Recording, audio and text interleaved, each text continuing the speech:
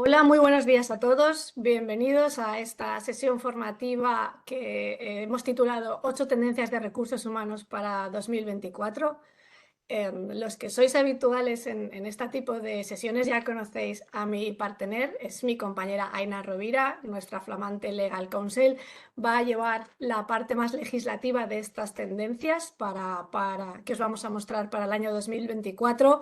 Por mi parte, vamos a afrontar y a enfocar la parte práctica de estas tendencias para intentar averiguar cómo gestionarlas en 2024 y que sea fácil para nuestro Departamento de Recursos Humanos hacerlos. Los que, como os decía, ya conocéis el funcionamiento sabéis que lo que solemos hacer es dividirnos un poco la presentación.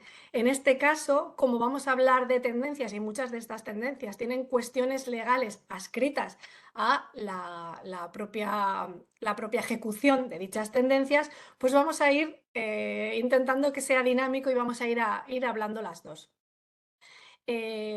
Os queríamos recordar que, como es, perdón, como es habitual, al final de la sesión haremos un turno de preguntas abiertas, nos podéis preguntar por lo que queráis. Si queréis ir escribiendo algunas preguntas en el chat, pues sin ningún problema. Nosotras al final iremos repasando y contestando las que podamos. En cualquier caso, nunca podemos contestar a todas. Os pedimos disculpas de antemano, sin embargo, como sabéis, pues tenemos un email donde luego nos podéis escribir y contestar cualquier pregunta que surja. Sí, bueno, no me quiero dilatar más. Vamos a ver un poco cuáles son esas 8 tendencias que van a marcar 2024. Voy a hacer yo un súper rápido resumen de las mismas. Vamos a ver cómo ha evolucionado el Smart Working y a dónde nos va a llevar, que viene con sorpresa.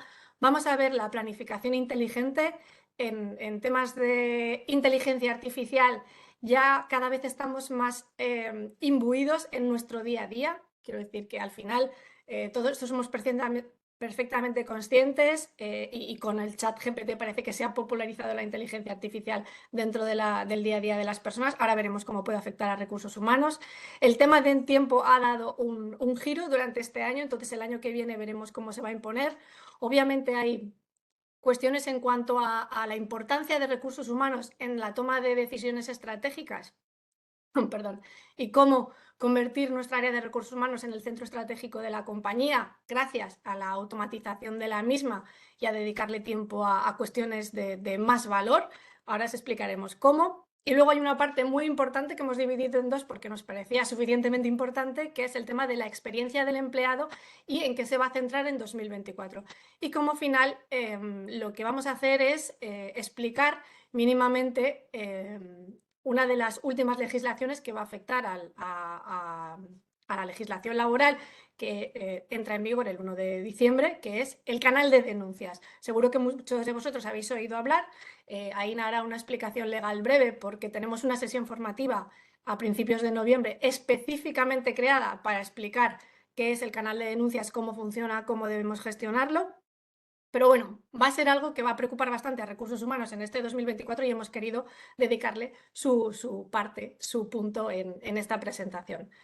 Como os decía, el primer punto es el Smart Working. Los que habéis estado en alguno de las anteriores sesiones formativas que hemos hecho en cuanto a tendencias de recursos humanos, sabréis que es la segunda vez que hablamos de Smart Working. Empezamos hablando de la gestión del teletrabajo. El año pasado hablamos de cómo el teletrabajo se había convertido en un trabajo smart. Perdonad que no veo la... el año pasado vimos cómo se había evolucionado el teletrabajo al smart working, entrando a colación no solo la flexibilidad en la ubicación, que era lo que hacía el teletrabajo, irnos a trabajar fuera de la oficina, sino también entrando en baza la flexibilidad horaria, eso de ofrecer a nuestros empleados pues unos tiempos de disponibilidad dentro de unos marcos de flexibilidad más amplios.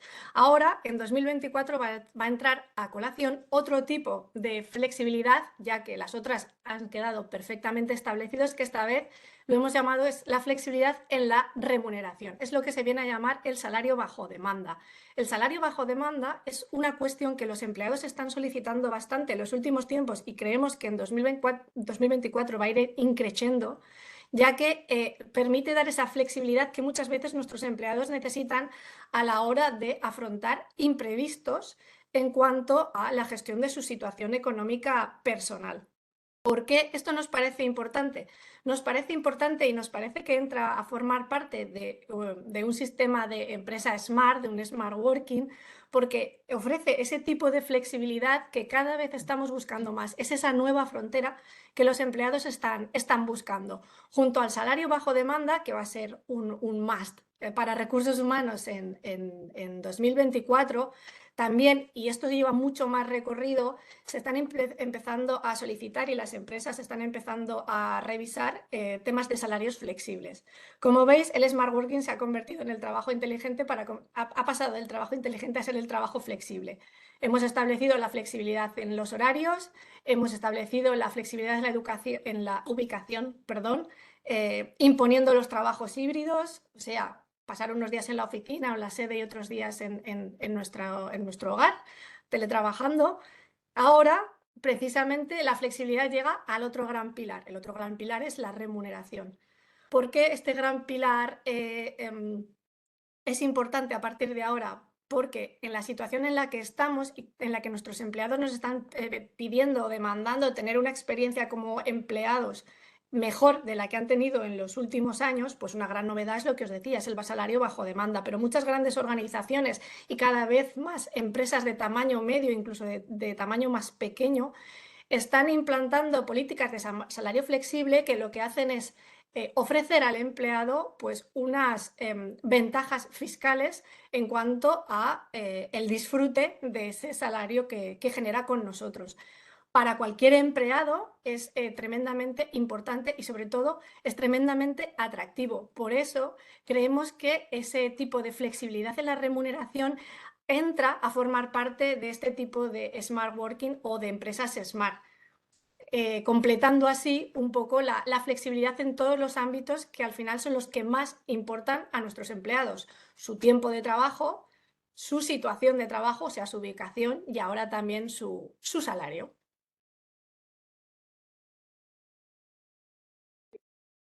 Bien, y repasado, habiendo hecho esta revisión sobre el Smart Working 4.0, vamos a recordar ahora cuáles son esos aspectos legales que siempre debemos tener en cuenta para asegurarnos con ese cumplimiento normativo y evitar así las infracciones, la comisión de posibles infracciones con las correspondientes sanciones.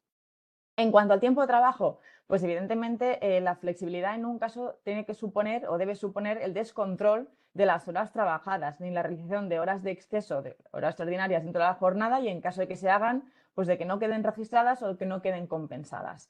Una vez más, vamos a recordar que es importante cumplir con el registro de jornada, que esto es que hay que fichar las entradas y las salidas y todo lo que es tiempo de trabajo efectivo. Recordamos, tiempo de trabajo efectivo es todo ese tiempo que los empleados y las empleadas están en su puesto de trabajo realizando las funciones para las que han sido contratados y contratadas y a disposición de la empresa.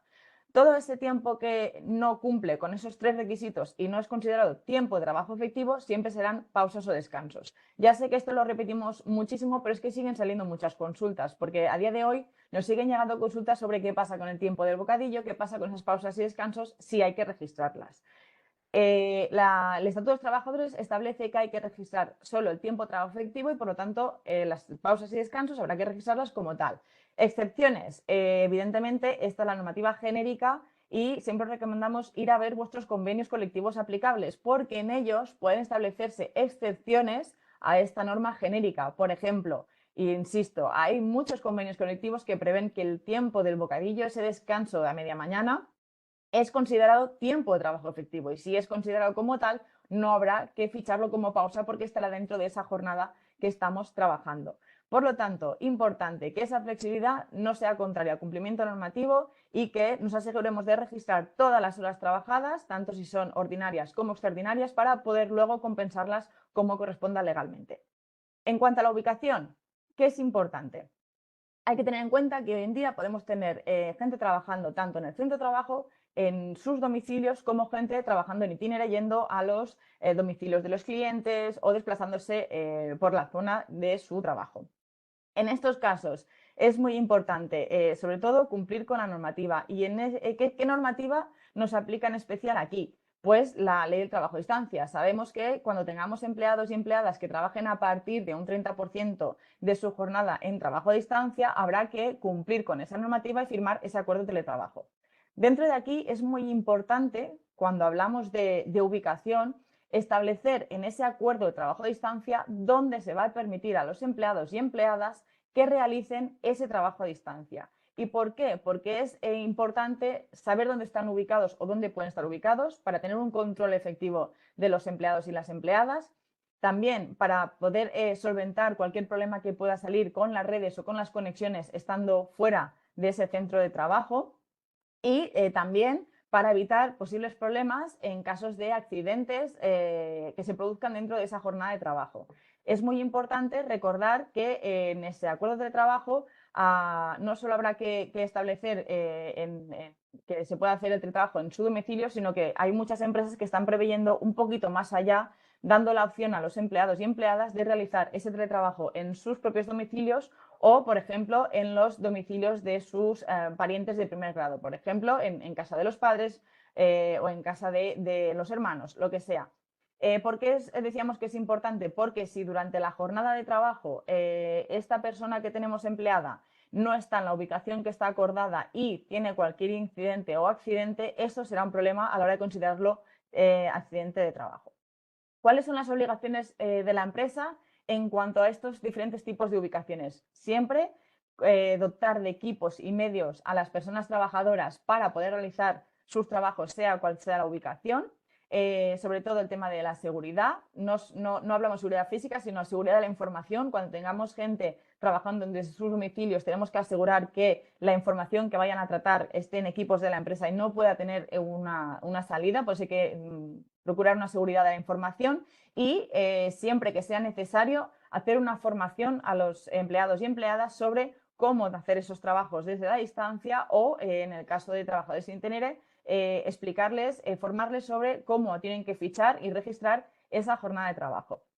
Sabéis que a nosotros nos gusta ir un poquito más allá y no solo preveemos obligaciones, sino también muchas veces establecemos recomendaciones. Por eso creemos importante establecer protocolos de actuación y políticas internas para que en los casos en que ocurran ciertos incidentes, los empleados y empleadas sepan qué tienen que hacer, dónde se tienen que dirigir y de esta forma evitemos inconvenientes y problemas en el trabajo. Por ejemplo, establecer un protocolo de actuación para cuando un empleado o empleada está en su domicilio y se cae el sistema, se cae la red y no puede conectarse, dónde tiene que acudir, a qué teléfono tiene que llamar, cómo lo tiene que gestionar. Todas estas informaciones, si las tenemos bien redactadas y establecidas y todos los empleados y empleadas están informados, nos evitará muchísimos problemas.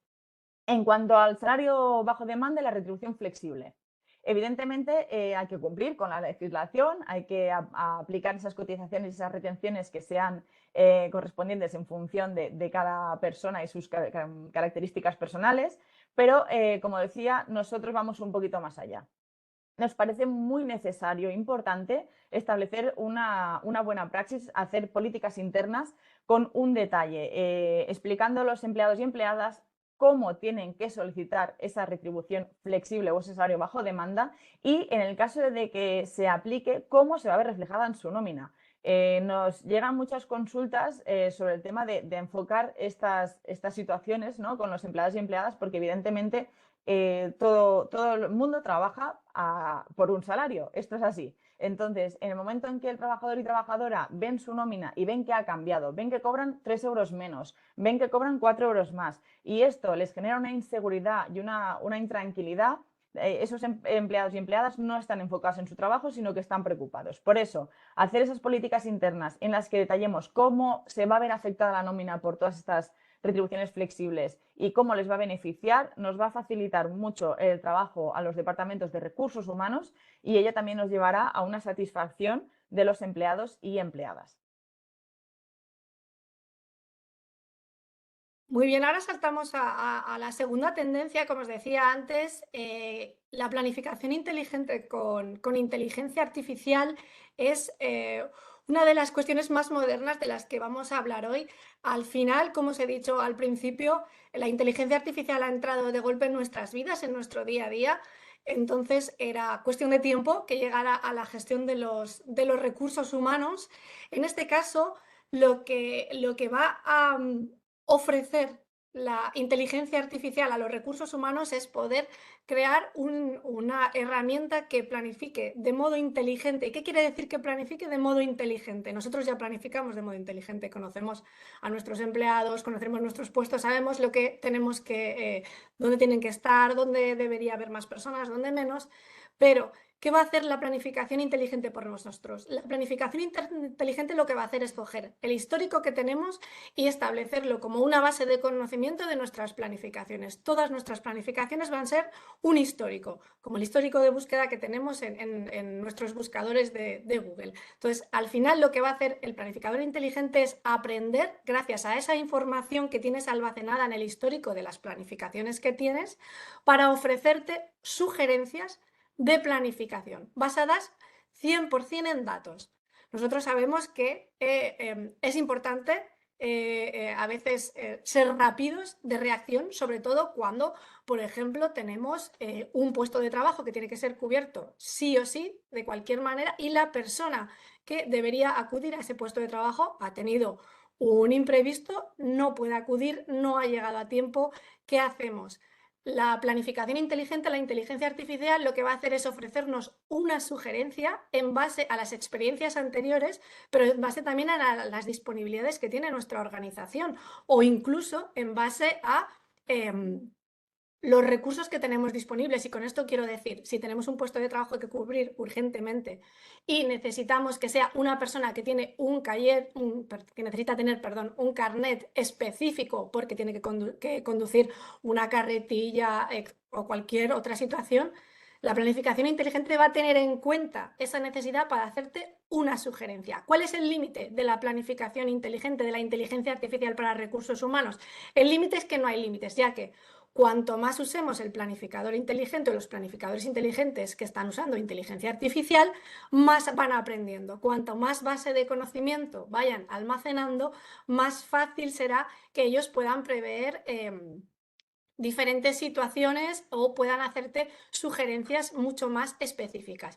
Porque, y esta es la palabra importante de todo lo que tiene que ver con la inteligencia artificial usada para la gestión de recursos humanos y la gestión de personas, lo importante aquí va a ser sugerir planificaciones.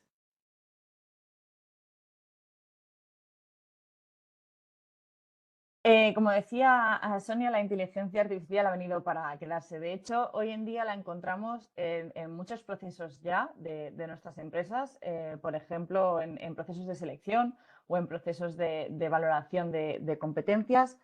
Entonces, ¿qué tenemos que tener en cuenta a la hora de hablar de inteligencia artificial? Pues evidentemente la inteligencia artificial no son más que algoritmos que lo que hacen es tomar decisiones en base a la información que se está proporcionando.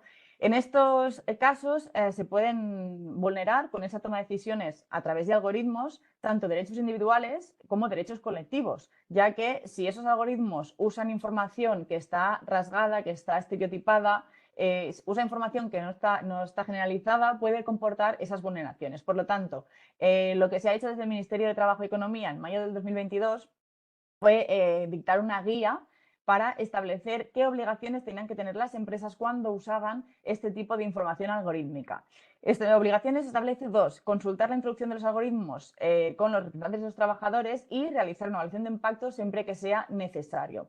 No obstante, esta guía también establecía unas recomendaciones, y como son la realización de una auditoría algorítmica para evaluar ese algoritmo y la posibilidad de que, aunque de momento no es obligatorio, negociar con los representantes de los trabajadores la introducción de estos algoritmos en la empresa para que todos los veamos de una forma más amigable y no los veamos como un enemigo o un problema.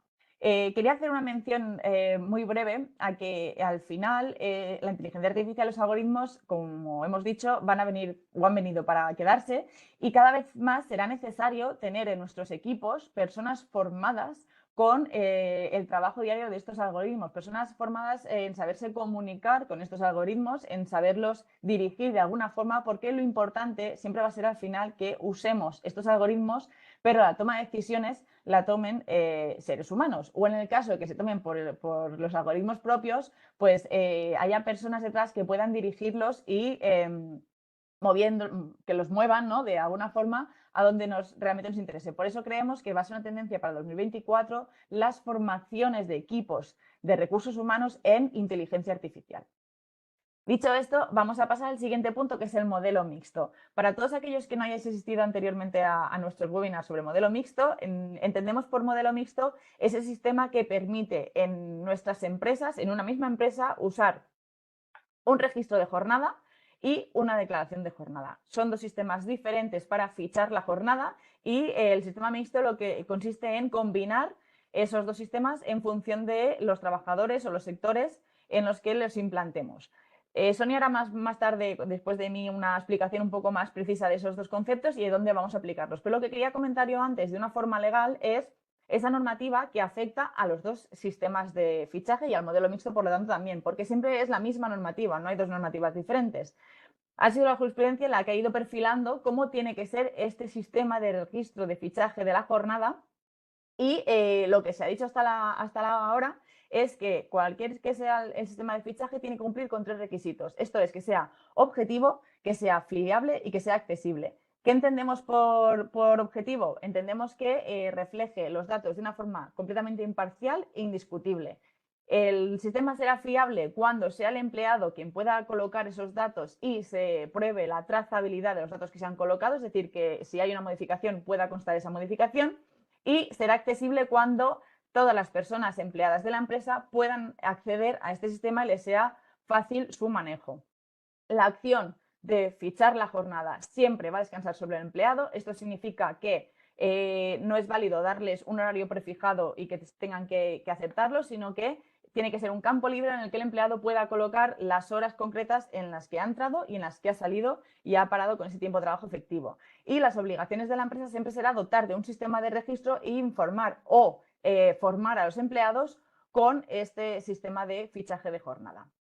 Hay una sentencia que salió hace poco, pero que ha sido muy breve, sobre el tema del tiempo de ir al baño. No quiero entrar mucho porque la verdad es que no aplica en muchos casos. Solo quería hacer un comentario, y es que cuando vemos titulares sensacionalistas sobre este tipo de sentencias, hay que ir con cuidado con el contenido y estudiar cada caso, porque la jurisprudencia no va a tratar todos los casos de una misma manera. Y con esto ya os paso a Sonia para la siguiente explicación.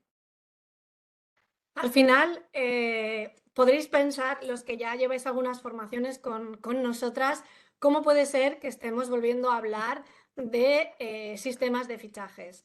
Es cierto que llevamos hablando de este tema y formando en este tema desde 2019, cuando se aprobó la legislación de registro de la jornada y se publicó en el BOE, pero ha habido un cambio en el último año bastante rotundo y que hemos visto en las empresas, y es que pasamos en unos años de necesitar registrar la jornada a necesitar que esos sistemas de fichaje que usamos para registrar la jornada sean adaptativos.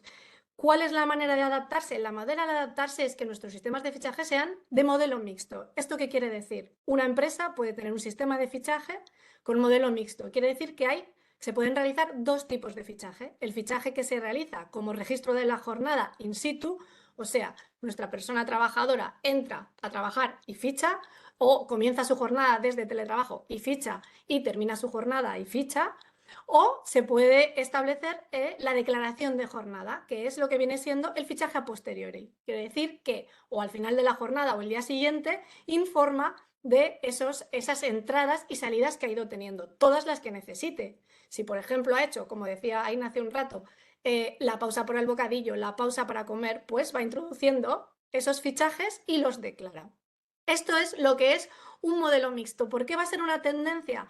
Va a ser una tendencia porque nosotras hemos visto en los últimos 8 meses, desde que se empezó a hablar de esta opción para las empresas, muchísimo interés y muchísimas consultas. Por eso ahí nos ha querido poner primero la parte de jurisprudencia para que quedara claro que al final es la misma legislación la que rige ambas. Simplemente lo que estamos haciendo es marcar la necesidad que tienen las empresas de adaptar cada área o incluso cada persona trabajadora al sistema de fichaje que mejor se adapta a ellos. ¿Qué quiero decir con esto? Que en la parte práctica, el modelo mixto lo que impone es que haya una empresa, dos posibles sistemas de fichaje, el registro o la declaración a posteriori, y pero una persona trabajadora siempre tiene que tener un tipo de fichaje. Hemos querido hacer una recomendación en base a todas las consultas, las sugerencias, las informaciones que nos han pasado en estos últimos 8 meses que llevamos hablando del tema en cuanto a áreas. Hay áreas, obviamente, que no necesitan declarar la jornada. Es más, que por cuestiones de puntualidad, de rotación de turnos, lo que necesitan es que sus trabajadores, en cuanto entren a trabajar, fichen, en cuanto descansen, fichen y en cuanto salgan de trabajar, fichen. Por ejemplo, áreas de fabricación, montaje. Obviamente las que van relacionadas con todo el tema de fabricación y montaje, que son personas que trabajan en prevención de riesgos laborales. Áreas de portería, de seguridad, de accesos, atención al cliente. Si tenemos un horario de atención al cliente, es obvio que nuestros empleados tienen que realizar su jornada laboral dentro de ese horario de atención al cliente. Entonces, ¿por qué van a registrar la jornada a posteriori? No es necesario. Sin embargo, nosotros podemos tener un área de atención al cliente, pero también tener, obviamente, un área de ventas o un área legal o un área de consultoría, incluso un área que se encargue de organizarnos eventos que estén fuera de los cánones de un horario establecido 0% flexible. ¿Qué quiero decir con esto? Que puedan, o por la tarea que realizan, tengan que contestar alguna llamada fuera de, por ejemplo, ese tiempo de horario de atención al cliente, que pasa muchísimo en las áreas de ventas, o que tengan que organizar, por ejemplo, un evento el fin de semana y el día del evento tengan que hacer X horas, las tengan que hacer en un tiempo fuera del habitual, que suele ser el tiempo entre semana. Esas áreas recomendamos que registren la jornada con declaración de jornada, o sea, a posteriori, porque productivamente no podemos tener a esos empleados cada vez que descuelgan el teléfono fichando en su aplicación de fichaje, en su portal del empleado. Es muy difícil y nos va a generar muchísimo estrés y a los empleados todavía más. Entonces, la declaración de jornada lo que marca es que posteriormente ellos lo puedan registrar y su manager se lo valide. Obviamente, necesita la validación de un manager porque ya no es la herramienta la que te garantiza el tiempo en el que se ha fichado, ya que lo han introducido a posteriori. Y luego quedan unas áreas que, por lo que hemos visto estos últimos meses, dependen un poco de las necesidades de las empresas. Por ejemplo, finanzas o facturación podrían usarlo tanto de una manera como de otra, dependiendo de la flexibilidad horaria que tengan estas áreas, dependiendo de muchas cuestiones. O, por ejemplo, las guardias de las áreas legales, de las áreas de IT, si tienen que hacer guardias, perdón, y cuándo las tienen que hacer, si tienen que contestar al teléfono, perdón, porque se nos ha caído internet y tengo a toda la oficina parada. ¿Qué tengo que hacer? Claro, no puedo estar pendiente de que la persona de IT que me coge el teléfono haya fichado en cuanto me ha cogido el teléfono. Es realmente complicado y la verdad no ayuda a promover un trabajo productivo y un buen desempeño de los empleados. Por eso creemos que el modelo mixto de fichaje va a ser el que va a imponerse a partir de ahora. ¿Por qué creemos también que es importante? Porque cada vez los recursos humanos van a estar más automatizados. Es una cuestión que llevamos hablando casi 2 años. Creo que cuando nos marchamos todos a casa por la pandemia empezamos a verle la necesidad a que recursos humanos estuviera automatizado en muchas de las cuestiones que gestiona, porque eran tareas repetitivas. Una de ellas era el fichaje, como os he dicho antes, pero hay muchísimas más. ¿Qué va a marcar 2024? 2024 no va a aportar una gran novedad en cuanto a la automatización. Quizás la mayor novedad podría ser la planificación inteligente con inteligencia artificial, pero sí nos va a marcar el camino de que para recursos humanos cada vez va a ser más imprescindible. Perdón. Solicitar vacaciones, justificar ausencias, gestionar turnos, como decíamos antes, pero incluso procesos que antes no se veía que podían ser tan automatizados. Uno de ellos, por ejemplo, y el que quizás tenga más recorrido en 2024, sea la selección de personal y los procesos de onboarding, que hasta ahora eran procesos bastante rudimentarios donde una persona tenía que hacer una sesión, otra, pero no podíamos tener controlado en un mismo sitio dónde estaba esa persona que se acaba de incorporar, qué sesiones se le ha hecho, qué no, qué procedimiento o qué tanto por ciento de ese onboarding lleva realizado, que no. Automatizarlo a través de la digitalización va a ser, quizás, en cuanto a los procesos de recursos humanos automatizados, el que más va a evolucionar en 2024. Obviamente, la evaluación del desempeño, ha llegado para quedarse. La automatización y la necesidad de tener un feedback recurrente del seguimiento del desempeño de nuestros empleados cada vez es más importante. Ahora veremos por qué, porque tiene mucho que ver con el siguiente punto y sobre todo, como os decía antes Aina, es cada vez más recomendable, aparte de hacer las evaluaciones del desempeño, que nuestros propios empleados hagan autoevaluaciones del desempeño, porque sería fundamental para tener esos datos que se van a convertir en datos de valor y que van a hacer que recursos humanos pase de ser un área reactiva a un área proactiva.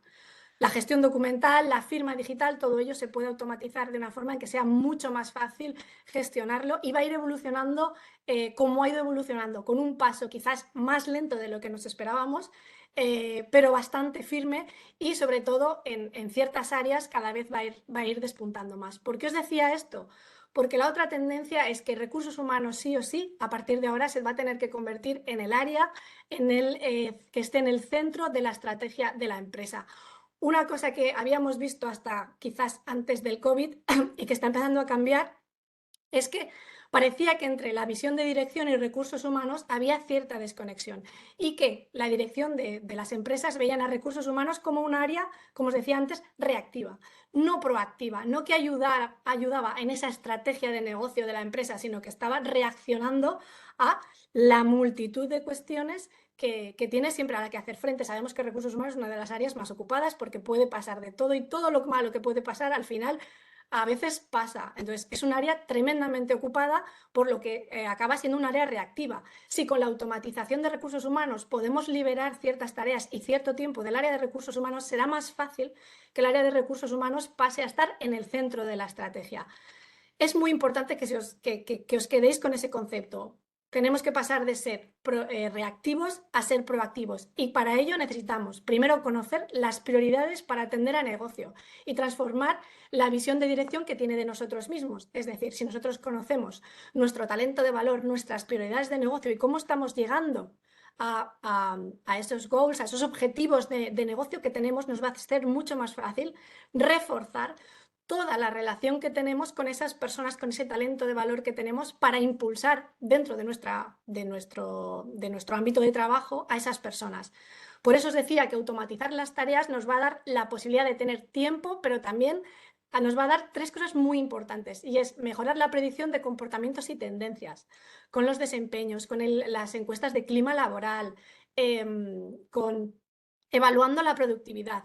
¿Qué va a hacer con esto? Que no vamos a necesitar justificarnos, sino que al ser proactivos nuestros datos no van a ser justificativos, sino simplemente nuestros datos lo que van a ofrecer, y aquí es donde está la clave, es precisamente la visión del valor importantísimo que tiene recursos humanos para las organizaciones. Por eso el People Analytics ha pasado de ser la simple analítica de datos para tener control a ser una herramienta indispensable para tener datos objetivos que nos ayuden a conocer esas tendencias, que nos ayuden a prever anomalías o comportamientos que puedan afectar a la productividad. Por lo tanto, tenemos que empezar a ver el People Analytics y todas sus oportunidades como la herramienta, la solución que puede poner a recursos humanos en el centro de la empresa, pero no solo por el contacto que tiene con los empleados, sino por su alineación 100% con la estrategia y los objetivos de la misma. Muy importante este tema, aunque parezca algo baladí y bastante obvio, porque hemos visto que muchas veces entre dirección y recursos humanos cuesta entenderse y cuesta ver a recursos humanos como un agente del cambio, pero recursos humanos a partir de 2024 va a tener que posicionarse como agente del cambio, sí o sí. Hablando de talento, llegamos a uno de los términos más extendidos en el último año, que es la experiencia del empleado. En cuanto a la experiencia del empleado, el año pasado ya vimos que las reskilling y las upskilling habían entrado con fuerza. Nuestros empleados, y sobre todo los empleados de valor, los empleados más demandados, los empleados que la competencia querría tener entre sus filas, lo que estaban buscando, obviamente, aparte de ese smart working que hemos defendido en el primer punto, esa flexibilidad de ubicación, de remuneración, de horarios, lo que estaban buscando era formación. La formación va a ser clave y va a seguir siendo clave, y ahora ya se amplía un poco más. Los reskilling, las upskillings van a marcar un poco el sentimiento que tiene y la relación de confianza que tiene el empleado con la empresa, ya que es la que le está dando formación. Nos va a permitir no solo actualizar las competencias y realizar esas evaluaciones continuas de las necesidades que tiene cada puesto de trabajo y cómo dándoselas a nuestros empleados somos más productivos. También nos va a permitir tener ese control del itinerario formativo en función de los roles. Hay muchísimos roles que necesitan ir actualizando sus competencias, pero también por cuestiones de mercado, pues cuestiones de negocio, adquiriendo competencias nuevas. Pero además, en este 2024 lo que va a entrar con fuerza, con muchísima fuerza, porque ya está entrando ahora, sí que en 2024 sabemos que va a ser espectacular, va a ser la formación y la formación y sobre todo poner el foco en las soft skills. ¿Por qué? Pues va a ser muy importante porque son las habilidades que más van a impactar positivamente en cuanto a la organización. Las soft skills son aquellas habilidades que hasta ahora considerábamos personales, propias de cada empleado, como puede ser si es adaptativo, si no, si es colaborador, si sabe trabajar en equipo, si sabe transmitir o comunicar de una manera agradable, de una manera que pueda generar un buen ambiente de trabajo. Todas esas habilidades que se consideran habilidades soft en los ambientes de trabajo, sobre todo donde ha habido mucha carga laboral, los últimos años hay mucho estrés, el clima laboral es malo, van a ser las que van a favorecer que ese clima laboral con intenso descienda y se convierta o intente convertirse en un clima laboral más proclive a tener un buen ambiente. Los beneficios al final están bastante claros. La cuestión es que a veces no nos damos cuenta a todo lo que llega. Por ejemplo, uno de los beneficios que a corto plazo no se ve, pero a largo plazo nosotros ya lo estamos viendo, es que promover las reskillings, las upskillings, pero sobre todo las soft skillings, lo que permiten es reducir uno de los riesgos psicosociales que está más en auge después de la pandemia, que es el estancamiento profesional y la falta de motivación. La formación es la clave para reducir ese riesgo psicosocial específicamente que afecta a casi todas las empresas, por no decir a todas las empresas, y que es tan difícil de resolver, porque es uno de los riesgos psicosociales, junto con el aislamiento, más difíciles de resolver. Obviamente, como os he dicho antes, mantener los roles actualizados es un win-win para la compañía y para el empleado, la persona trabajadora, por lo tanto, no admite dudas. Y otra de las cuestiones es impulsar planes de carrera dentro del equipo según sus habilidades. Muy importante, porque esto también hace que el personal, las personas trabajadoras tengan un mayor compromiso, una mayor relación de cercanía, ya que gracias a este trabajo que hace recursos humanos, ellos consideran que la empresa los ve como personas y como trabajadores. Muy importante ahora en cuestiones de experiencia del empleado, en la que estamos poniendo al empleado como centro de nuestras estrategias de recursos humanos. Y obviamente cuando un empleado está contento, se siente integrado, se reducen los riesgos psicosociales que hacemos, ayudamos a atraer ese talento de valor que nos hace falta. Es importante tener un plan de acción, no me quiero extender mucho en el tema, pero sobre todo es importante acompañarlo de otra pilar fundamental de la experiencia del empleado, que es la diversidad y la equidad en las empresas, que es otro de los temas que hemos hablado este año. Bueno, y siguiendo con la experiencia de empleado, vamos a hablar de la diversidad y la inclusión. Y aquí voy a hacer un pequeño resumen porque veo que ya vamos un poco justos de hora. En cuanto a diversidad e inclusión, hay normativa que cumplir. Todos conocemos la ley de igualdad, la ley de igualdad retributiva, todos conocemos la ley de los derechos de personas con diversidad funcional, la ley de igualdad de trato y la no discriminación. Al final, ¿qué hay que tener en cuenta? Hay que tener en cuenta que en nuestras empresas la inclusión y la diversidad no solo son recomendatorios, no solo son un punto muy positivo porque ayudan a esa fusión de visiones, sino también ayudan al cumplimiento normativo. Hay que recordar esas cuotas de personas que tienen que estar en nuestras empresas y aquí quiero hacer una breve mención a esa futura ley de representación paritaria y presencia equilibrada de mujeres y hombres en órganos de decisión que está en proceso y en proyecto, y la cual va a establecer esas cuotas de sexos en cuanto a los órganos de decisión de las empresas. ¿Qué es importante tener en cuenta? Si hay normativa, evidentemente se establecen infracciones y sanciones. El incumplimiento de la normativa en cuanto a igualdad entre hombres y mujeres, incumplimiento de elaborar un plan de igualdad, el incumplimiento de no establecer protocolos de prevención de los acosos, todos estos son incumplimientos que son considerados infracciones muy graves. Digamos que es el top de esas infracciones que se pueden cometer, y cualquier discriminación igualmente en nuestras empresas por ya sea razón de sexo, por edad, por diversidad, por religión, por origen, por estado civil, todas esas discriminaciones también serán infracciones muy graves. Como podéis ver en pantalla, las infracciones muy graves tienen 3 grados, como todas, de sanciones, pero pueden llegar a unos importes muy elevados. Por lo tanto, es importante siempre cumplir con todas estas normativas de diversidad e introducirlas en nuestras empresas para asegurarnos con ese cumplimiento normativo. Pero no solo de cumplimiento normativo habla la diversidad y la inclusión. Necesitamos tener estrategias para impulsar la diversidad, como necesitábamos tener estrategias para fidelizar a nuestro talento de valor.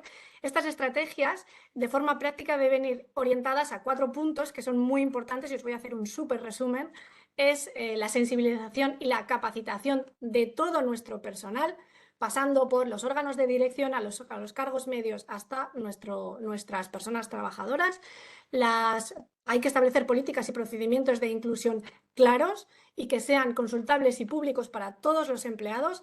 Y, obviamente, ya que hemos hecho ese esfuerzo, lo que debemos hacer es promocionar la participación en estas estrategias y en estos impulsos de la diversidad, y medir. Al final, como todo, aquí todo acaba siendo una cuestión de datos, y medir y hacer un seguimiento de esas políticas que hemos creado. No os voy a leer todo lo que nos permite porque son muchas ventajas. Lo que me gustaría que os quedarais al final es que en la experiencia del empleado y en lo que tiene que ver con la diversidad e inclusión, tener distintas perspectivas, distintas experiencias, distintos enfoques, siempre va a primar en beneficio de la empresa. Poder solucionar un problema de distintas maneras no quiere decir crear un conflicto, quiere decir tener opciones a la hora de solucionar este problema. Quedaros con eso, las distintas perspectivas, las distintas experiencias, las distintas visiones de la vida, las distintas formaciones hacen que la empresa esté más preparada para afrontar cualquier tipo de problema que pueda tener o que tenga la necesidad de afrontar. Y en cuanto al canal de denuncias, vamos a hacer una presentación muy, muy breve porque preferimos contestar preguntas. Solo deciros que el canal de denuncias es una parte del sistema de información que tiene que tener la empresa después de la publicación de la ley en febrero, ¿vale? Es una parte del sistema de información que debe permitir comunicaciones anónimas, y que ese sistema de información será obligatorio para las empresas que tengan a partir más de 50 trabajadores, y en el que cualquier persona relacionada con la empresa, ya sea un trabajador, ya sea una persona que ha hecho una entrevista de trabajo, tendrá que poder acceder a ese sistema de información del que el canal de denuncias forma parte, para realizar esas denuncias que tendrán que estar relacionadas con las acciones o omisiones que vulneren el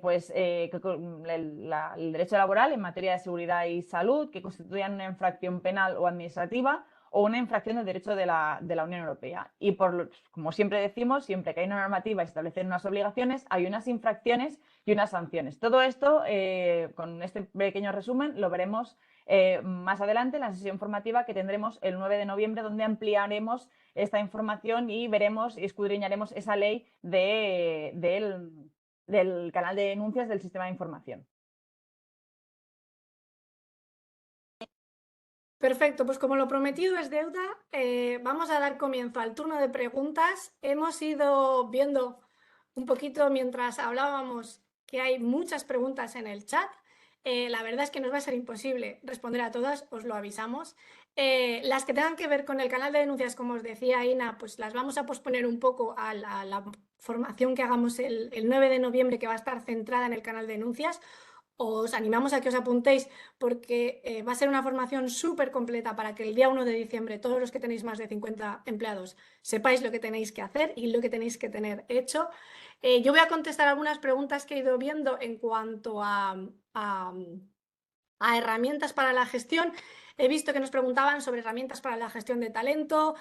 Obviamente, si necesitáis herramientas de gestión de talento, nosotros podemos informaros de las que tiene el portfolio de Cegid. Hemos visto que sigue habiendo preguntas de teletrabajo, cosa que la verdad es que no nos sorprende porque sigue siendo un tema que ha generado bastantes dudas. La verdad es que para aglutinarlos un poco, al final las políticas de teletrabajo y los acuerdos que se llegan dentro de las empresas y que se firman con cada uno de los empleados, pues pueden tener variantes. Por ejemplo, una de las preguntas que me parecía muy interesante es, Aina ha comentado que los miembros que se podía realizar teletrabajo en los domicilios de los miembros de hasta primer grado. Si estamos hablando de un domicilio vacacional habitual, pues también es una cuestión que se puede negociar y acordar en el acuerdo de teletrabajo. ¿Por qué no? Al final, la ley os marca, es una ley de mínimos. Vosotros luego, con vuestros empleados, podéis negociar las mejoras que consideréis o las opciones que consideréis que puedan tener. Esto en cuanto a teletrabajo, incluso a la hora de gestionarlo, como nos decía, nos preguntaba, si no recuerdo mal, era Laia, cómo gestionar el teletrabajo. Nosotros, por ejemplo, con Cegid Visual Time, lo que hacemos es que los empleados que teletrabajo pueden gestionar sus horas de igual manera que lo pueden hacer los empleados que lo tienen de forma presencial. Lo hacen todo a través de un portal del empleado, registran sus fichajes, piden sus ausencias, solicitan sus vacaciones, entonces centralizan todo a través de la herramienta. Entonces el teletrabajo simplemente necesita que pongamos a disposición de esos empleados pues un ordenador y los materiales que necesiten para realizarlo, pero el control y la gestión en sí de ese talento que está teletrabajando no es un problema. Al final, otra de las preguntas que me ha impactado y que quería resolver era una valoración más que una pregunta, y es, muchas de las personas que tenemos en plantilla no se leen las políticas y siguen teniendo dudas. ¿Qué podemos hacer? Es un error por parte de las personas trabajadoras no leer las políticas, pero es un error que las empresas son las que deben subsanarlo. ¿Y con esto qué quiero decir? No es una responsabilidad de recursos humanos, pero sí que es el responsable de hacer que esas políticas lleguen a los empleados de una manera o de otra. Si sois conscientes de que no se las leen, nosotros somos conscientes de que vosotros lo intentáis, pero tenéis que seguir intentándolo. Los procedimientos y las formas no os los podemos dar nosotros porque cada empresa es un mundo, pero es cierto que tiene que haber un esfuerzo para que esas políticas sean mínimamente conocidas por nuestros empleados. No lo podemos dejar estar porque en el conocimiento de las políticas es donde se encuentra precisamente el engranaje que hace que el recursos humanos pueda ser cada vez más automatizado, que pueda dedicarse a tareas de mayor valor y con ello pues demostrar el impacto y la importancia estratégica que tiene para la empresa. No sé, Aina, ¿nos queda tiempo para una pregunta? Bueno, la verdad es que he visto bastantes preguntas sobre el tema de los desplazamientos, los viajes y el tiempo de trabajo, y quería hacer una breve reflexión sobre esto.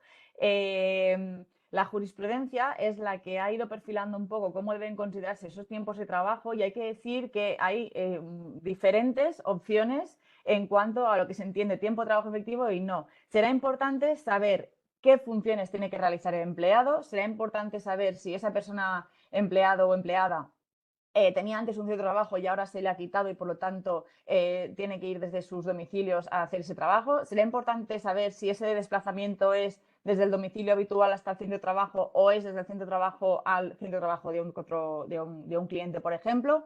Es muy difícil responder esa pregunta con un sí o con un no, porque depende de cada caso y además depende de cada empresa. Por supuesto, mirar los convenios colectivos siempre ayuda porque todas estas disputas se van introduciendo en los convenios colectivos, pero quería hacer esa reflexión de que no es un tema sencillo, sino que hay que analizar caso por caso. Os hemos puesto en el chat el email en el que solemos responder las preguntas que surgen, es visualtimecompliance@cegid.com. No nos da tiempo para más, sabemos que siempre nos quedamos un poco un poco cortas porque surgen muchísimas preguntas. Cualquier duda que tengáis podéis escribirnos. Sabemos que hemos dado mucha información nueva, hemos actualizado mucha información que el año pasado ya dimos y que ha cambiado, porque al final recursos humanos es una de las áreas que más adaptativa tiene que ser, porque está constantemente sufriendo cambios, tanto legislativos como prácticos y como de interés para la fidelización de nuestro talento, y nosotros desde CEGID pues, intentamos daros esa formación legal y esa formación práctica para que os sea sencillo manejarlo. Lo dicho, muchísimas gracias por asistir. Sabemos que muchos de vosotros sois habituales en estas formaciones y os esperamos sobre todo en la formación del canal de denuncias, que consideramos que es fundamental para todos los profesionales de recursos humanos. Por hoy no nos queda tiempo para más. Agradeceros la asistencia de hoy. Esperamos que hayáis disfrutado tanto de este webinar como nosotras. La verdad es que es uno de los que más nos gusta en el año, porque surgen muchísimos comentarios interesantes, porque vemos que recursos humanos es un área de muchísimo valor y muchísimo potencial, y personas muy inteligentes que nos lo demuestran con preguntas muy interesantes. Así que os agradecemos no solo esa asistencia, sino también esa participación. Os esperamos en el siguiente webinar y sobre todo esperamos que tengáis un fantástico día. Muchísimas gracias a todos.